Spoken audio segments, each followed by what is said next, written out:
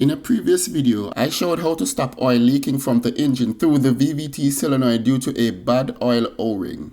But unfortunately in this case, the VVT solenoid is actually leaking through the internal section and not the O-ring. Can you believe that this leak destroyed an alternator in this vehicle? Check out that video in the description below outlining that entire story. I replaced the O-ring on this VVT solenoid and as you can see it is still leaking. It's leaking all over the engine. I placed this shop napkin right here to catch the oil in the event it still leaks. And it was a good idea because as you can see it is still leaking. I couldn't afford for this nice factory remanufactured OEM alternator to be destroyed. It is expensive and a lot of work to replace. This video is not about diagnosing a VVT solenoid fault code. It will focus on two different ways a VVT solenoid can leak and how to fix it. Close to the end of this video, I will briefly discuss how to diagnose a bad VVT solenoid. Let's replace this leaky solenoid. This is the OEM VVT solenoid and I recommend using OEM. A link to this will be in the description below. I will also be using carburetor or brake cleaner to clean up the oil spill. Let's remove the electrical connector by squeezing the release clip, rock and pull. I will remove this 10mm bolt to be able to shift around the electrical connectors to be able to clean up the oil spill. Now you can see more working space here. Now I'm going to remove this 10mm bolt holding the VVT solenoid in place.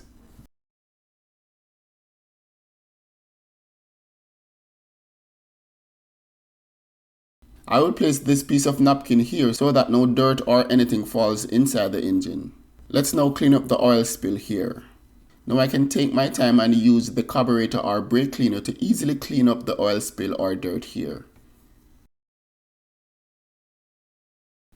You can see it's looking much better and this dries quickly. All I now need to do is to insert the VVT solenoid, reinstall the 10mm bolt that holds the VVT solenoid in place, reinstall the 10mm bolt that hold the electrical wires in place. Before reconnecting the electrical connector, check for dirt or oil. If it is dirty, use an electrical part cleaner to clean this. I will leave this shop rag here again just in case it leaks. I will check this in about 100 miles. I don't want any oil to leak to this alternator. Now I will start the engine to see if there will be a check engine light.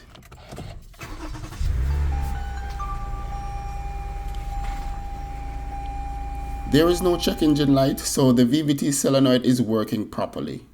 On the point of check engine light, the possible codes for a problem with a VVT solenoids are P0010 to P0015, P0020 to P0025, and P1349. If you have any of these codes, that means you have already had your vehicle scanned with a scan tool, which will also give information as to which sensor triggered the fault code. My suggestion is to first check the electrical wire that should be connected to the VVT solenoid to see if it is still connected. If the connection is good, remove the VVT solenoid and connect the two leads to the battery using two wires. If you hear a click, it is working. If you do not hear a click, it might be a good idea to now replace the VVT solenoid. If the problem is neither the wire nor the solenoid, it might be a bigger problem and a trained technician will be needed. Replace the VVT solenoid first though, because it's the cheapest thing to do and you might be able to return the part if the solenoid doesn't solve the problem. That's it guys. Thanks for watching. But before you go, do something for me.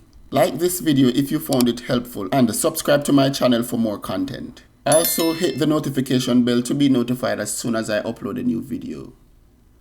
See you on the next one guys.